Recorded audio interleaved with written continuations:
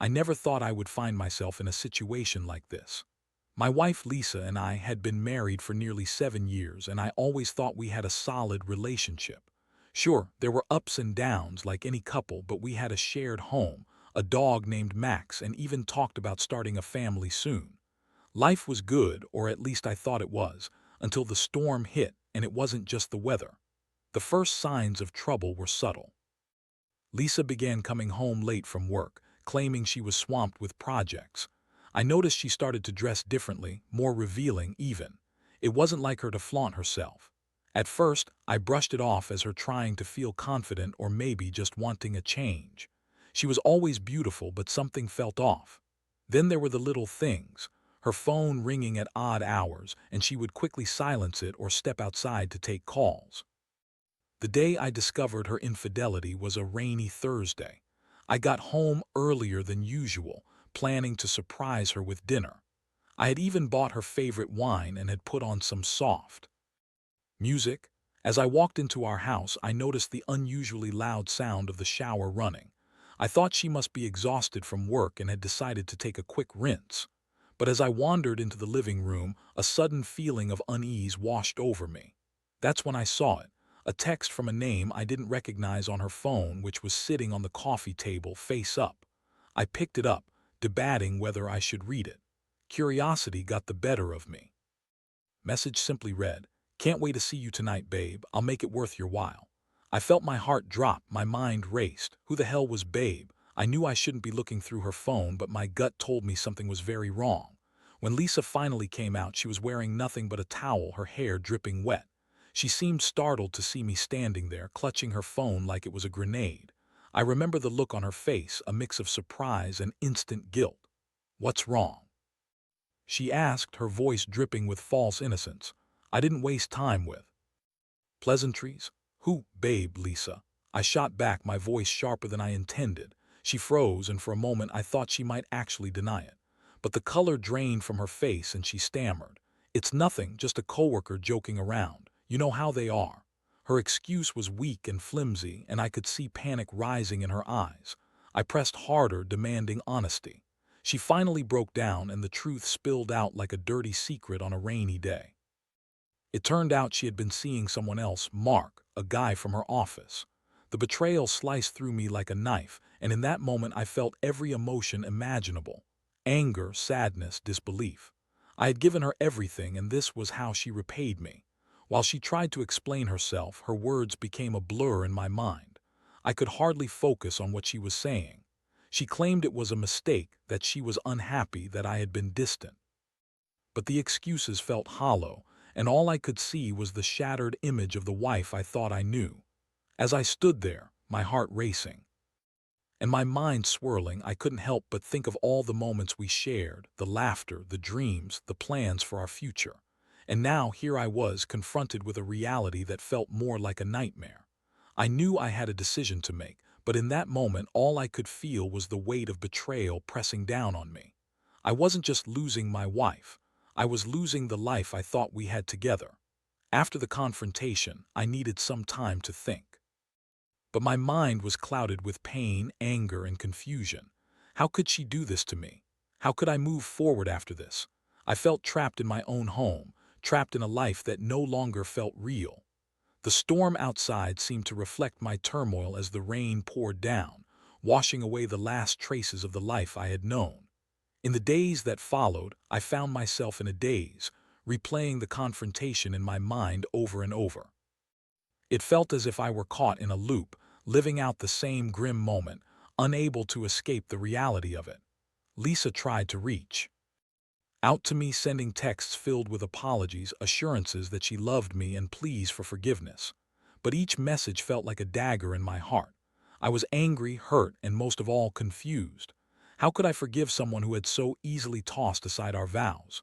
I spent hours packing around the house, trying to come to terms with everything. The kitchen, once filled with the warmth of laughter and cooking together, felt cold and empty. Max, our golden retriever, sensed the tension and stayed close to me, his brown eyes full of concern. I tried to find solace in him, but even my loyal companion seemed to reflect my pain.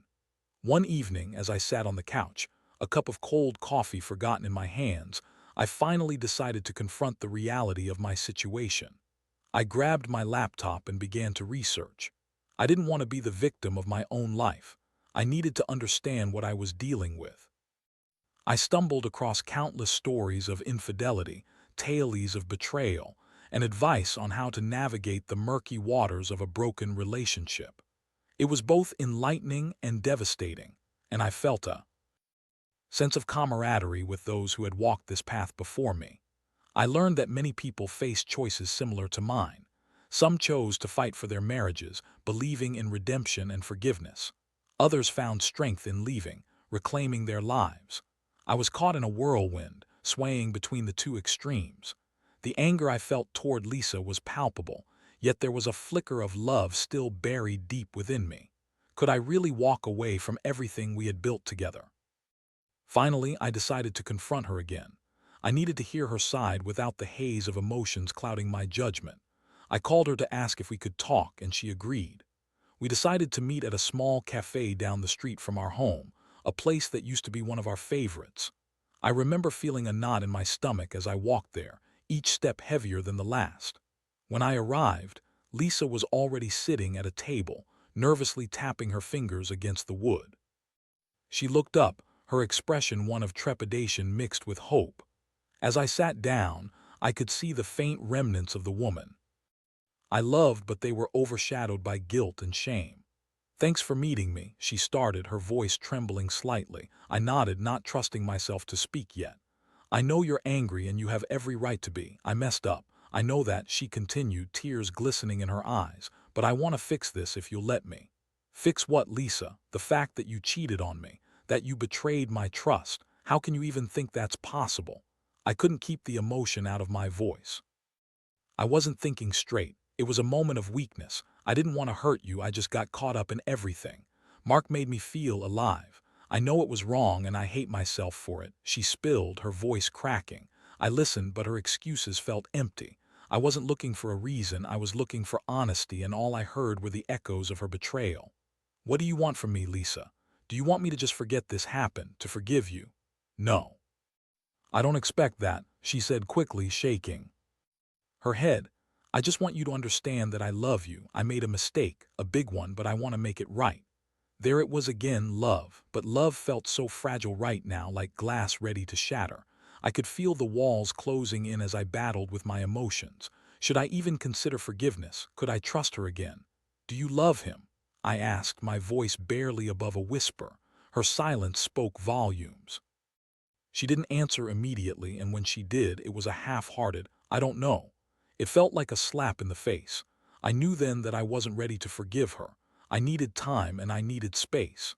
As the rain started to fall outside, the soft pitter-patter mimicked the chaos in my mind. I made a decision then. I would take a step back. I needed distance to think clearly, to assess my feelings without the cloud of her presence weighing me down.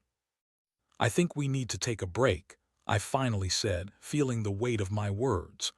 "I need to figure out what I want, what we can salvage, if anything." Lisa's face fell and I felt a pang of guilt, but this was for the best. I had to find my footing before I could even consider the possibility of rebuilding what had been broken. As I walked home, the rain pouring down, I felt a sense of clarity washing over me. The storm outside mirrored my internal struggle, but I knew one thing for certain. I had to protect myself first. The road ahead was going to be difficult, but it was a journey I needed to face alone for now. The days turned into weeks, and I settled into a routine that felt strangely surreal. I had moved into the spare bedroom, a temporary refuge from the chaos that had erupted in my life. Lisa and I exchanged forced pleasantries, but the air was heavy with unspoken words and unresolved tension. It was like living with a ghost. We were both present, but our connection had been severed. Without the warmth of our shared space, I found myself grappling with the full emotional weight of her betrayal. I spent my evenings going for long walks with Max, pouring my thoughts into the night sky. I discovered a sense of solace in the rhythm of my footsteps, trying to drown out the thoughts that plagued me. Friends reached out, but I kept them at bay. I wasn't ready to share the details of my heartache. I felt like a failure, like I had let everyone down, especially myself. Despite the distance, Lisa continued to reach out. She would leave notes on the kitchen counter, small reminders of happier times, and occasionally text me, asking if I was okay. Each message stung. I wanted to respond, to tell her how deeply she had hurt me, but I held back. I didn't want her pity. I needed to process this on my own. It was during one of those quiet nights when I finally hit a breaking point. I was sprawled on the couch, scrolling through social media, when I stumbled across a post from a mutual friend. It was an innocent picture of a gathering, but in it, there was Lisa. She was laughing, and beside her was Mark, his arm draped around her shoulders. I felt every ounce of air leave my lungs as my stomach knotted up. The way she smiled, the way she leaned into him, it was a slap in the face. My fingers trembled as I tried to comprehend the image before me. My chest tightened with each passing second, and rage bubbled within me. I couldn't take it anymore. I grabbed my phone and called her, my heart racing and my hands shaking. "Lisa," I shouted when she answered, the anger spilling over. "What the hell is this?" There was a pause, and I could hear the panic in her voice. "What are you talking about? Don't play dumb. I just saw a photo of you and Mark together, looking all cozy." I spat, my voice dripping with fury.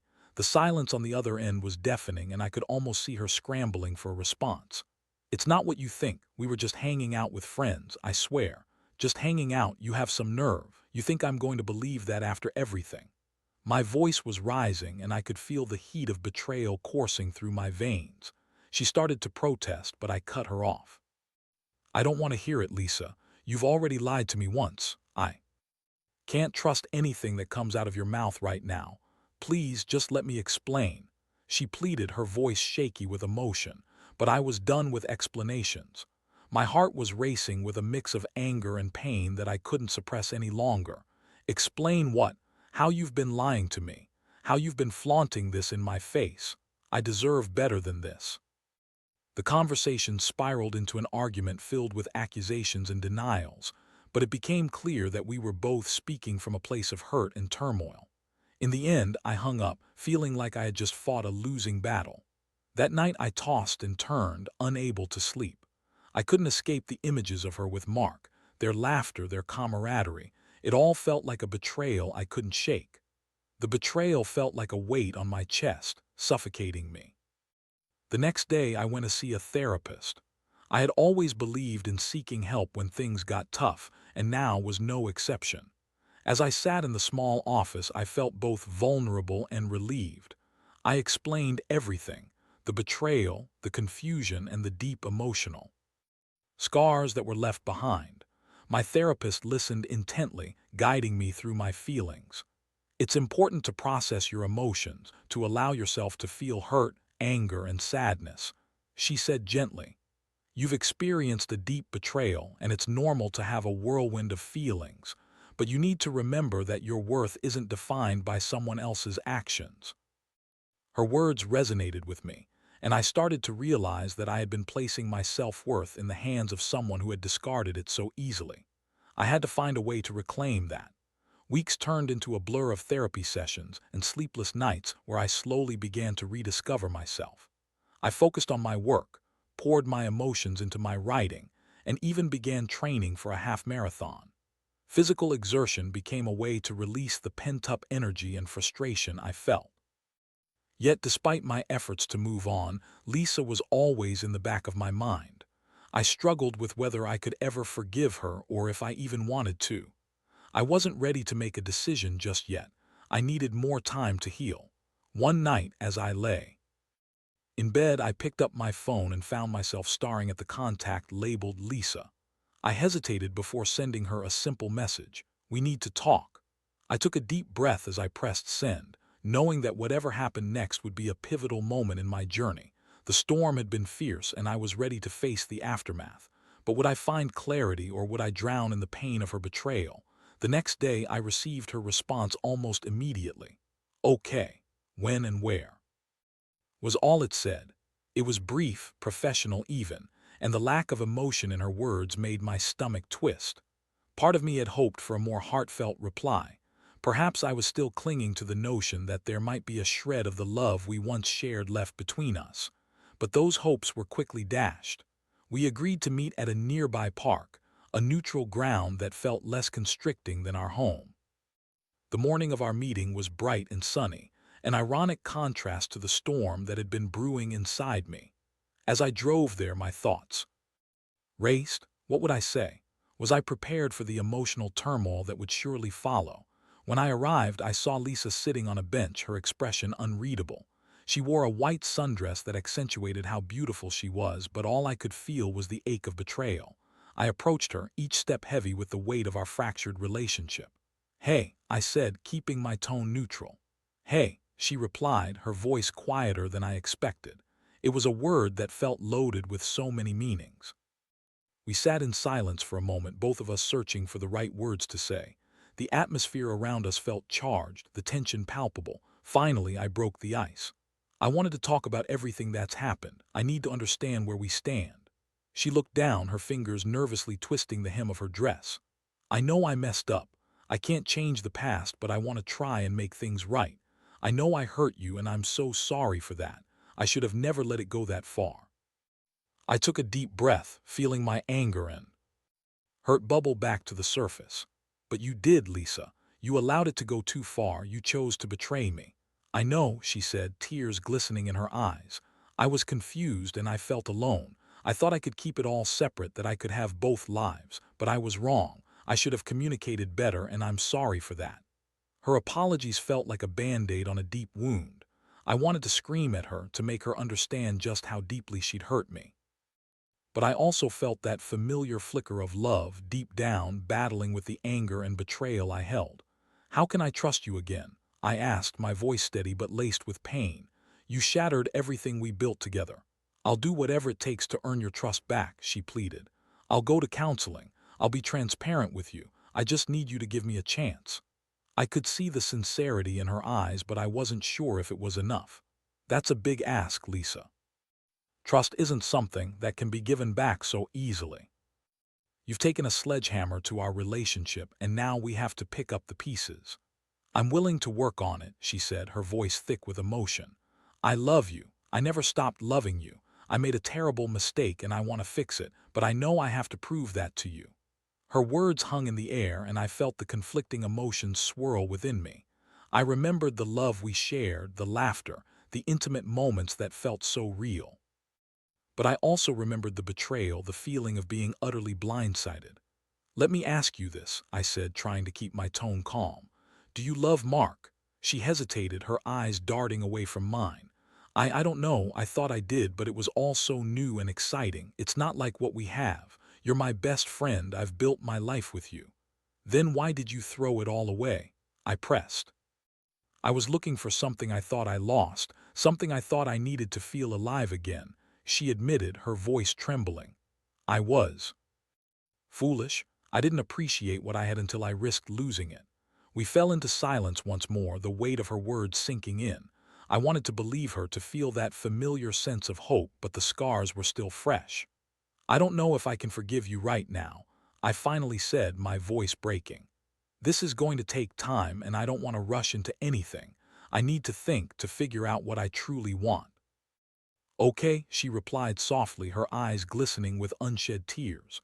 "I understand. Just know that I'm willing to do whatever it takes. I won't give up on us." As the sun began to set, casting a golden hue over the park, I felt a flicker of determination rise within me. This wasn't just about Lisa. It was about me reclaiming my life, my worth, and my happiness. I had to navigate this storm to find clarity. "Let's take it step by step," I said, my voice steadier now. "Let's see where this leads us, but I need you to be patient with me. I can't promise anything right now." "I can do that," she replied, her voice full of resolve. As we parted ways that evening, I felt a mixture of hope and uncertainty. I knew there would be challenges ahead, but I also felt empowered by the decision to take control of my life. I was ready to confront the emotional storm head-on, and even if the road was long, I was determined to find my way through it. The following days were a blur of introspection and growth. I reached out to friends, allowing them into my world for the first time in weeks. I started sharing my story, the pain of betrayal and the struggle of forgiving. Their support became a lifeline, grounding me when the winds of doubt tried to sweep me away. I wasn't ready to jump back into our relationship, but I was willing to explore the possibilities of reconciliation as long as I stayed true to myself. The journey was going to be difficult, but I was ready to take one step at a time. The storm might have raged, but I was learning how to navigate the aftermath. The following weeks were a whirlwind of emotions, a constant ebb and flow of hope and doubt. I had agreed to give Lisa a chance, but with every step forward, I felt the weight of our history and her betrayal pressing down on me. Our conversations started to become more open, and she made an effort to show me that she was committed to repairing the damage. I could see her trying to be transparent, sharing her phone with me, texting me more often throughout the day, and even asking about my feelings. But there were also moments when the past crept into the present. I would catch myself staring at her, searching for signs of dishonesty or hidden agendas. Even the sound of her phone buzzing would send me into a spiral of anxiety. The jealousy and insecurity that had taken root were difficult to shake, and I realized that trust was not simply a given. It had to be rebuilt piece by piece. One evening, I was sitting on the couch with Max watching TV when Lisa came in with a bottle of wine. "I thought we could have a little date night," she said, her voice laced with hope. I hesitated, remembering the countless date nights that now felt tainted. After a moment, I nodded, deciding to let go of some of my reservations, if only for tonight. As the evening progressed, we shared small talk and laughter, and I found myself relaxing a little. It felt good to reconnect, even if the shadows of the past lingered. But just as I started to feel comfortable, a notification popped up on her phone, and my heart sank. I glanced at it instinctively, and my breath caught when I saw the name on the screen, Mark. My heart raced, the anger bubbling back to the surface. "Who's that?"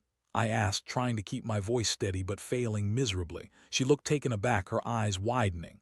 "It's just a coworker, just some work-related stuff," she stammered. "Work-related, huh?" I couldn't keep the bitterness out of my tone. "You're still in contact with him after everything?" "Not like that, I swear. It's strictly business," she insisted, her desperation evident. "I haven't spoken to him since."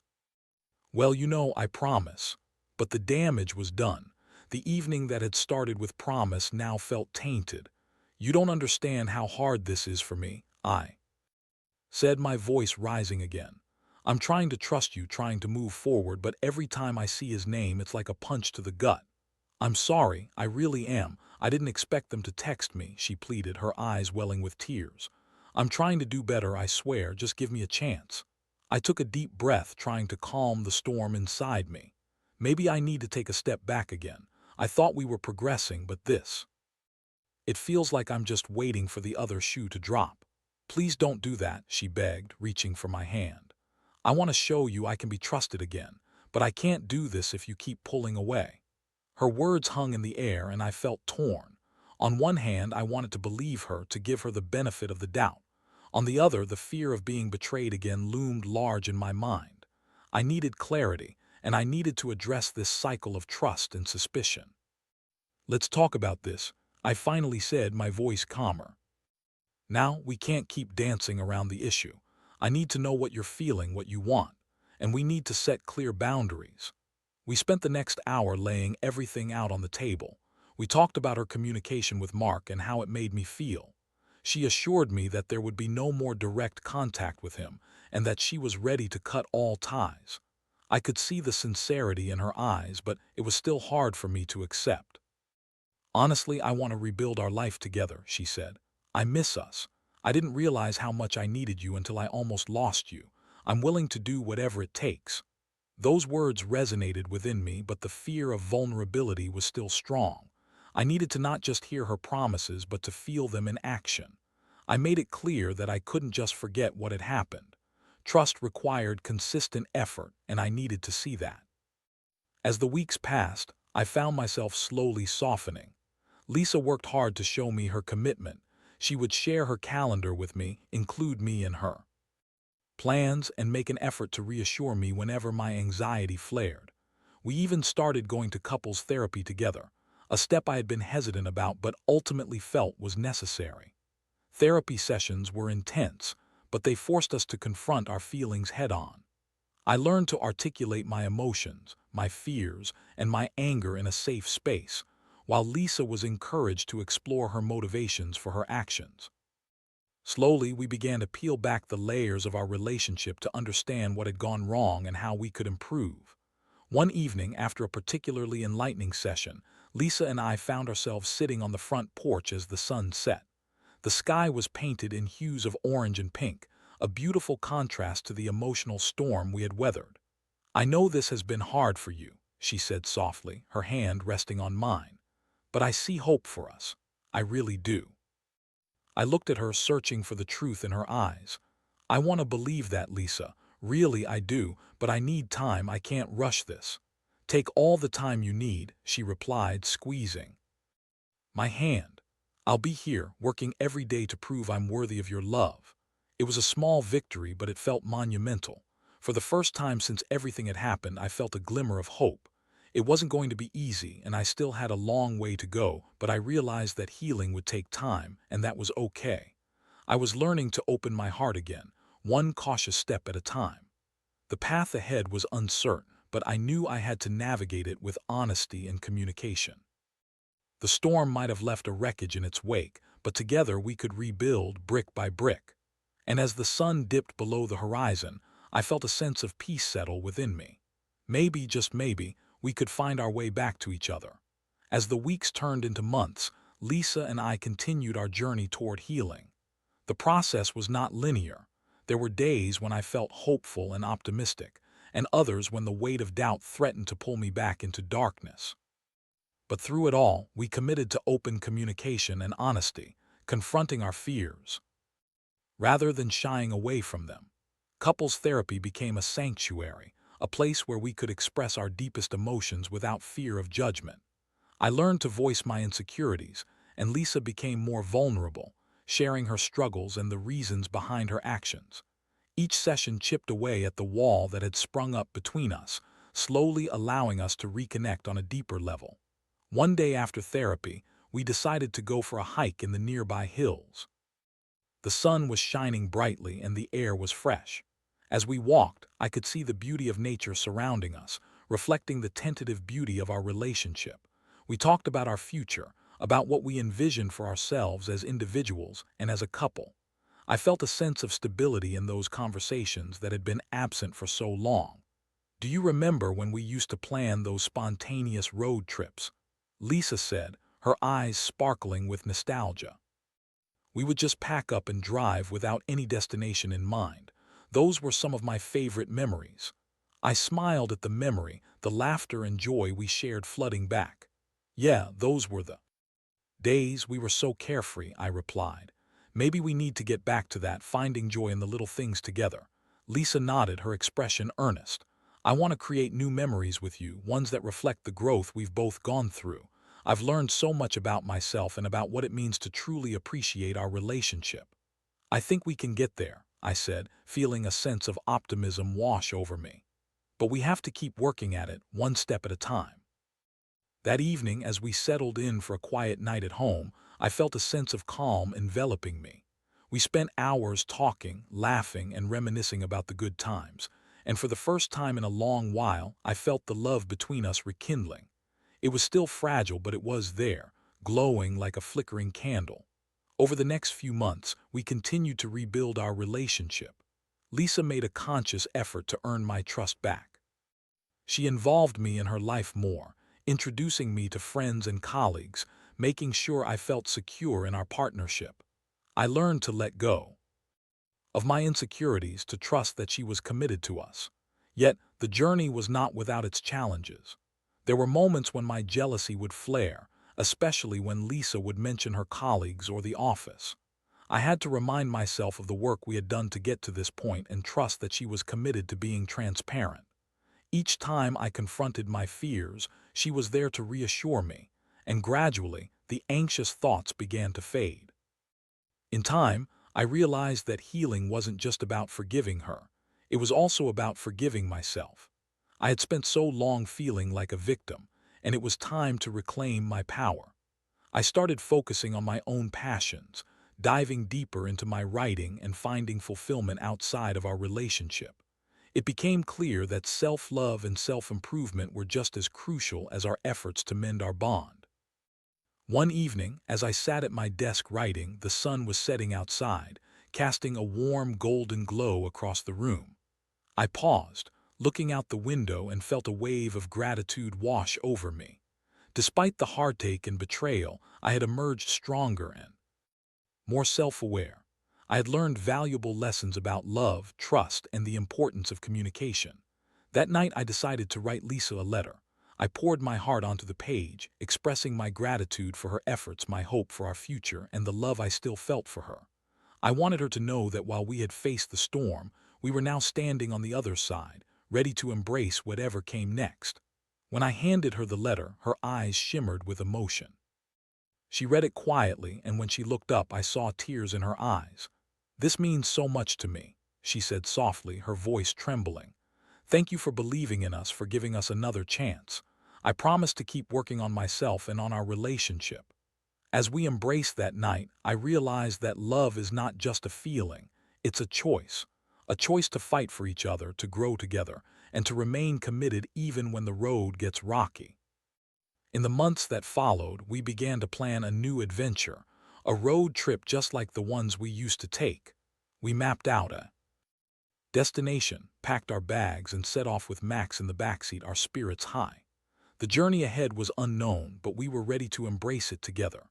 As we drove down the open road, the sun shining brightly above us, I felt a renewed sense of hope. The storm had tested us, but it also strengthened our bond. And now, as we embarked on this new chapter, I knew that whatever challenges lay ahead, we would face them side by side, with love and determination guiding our way.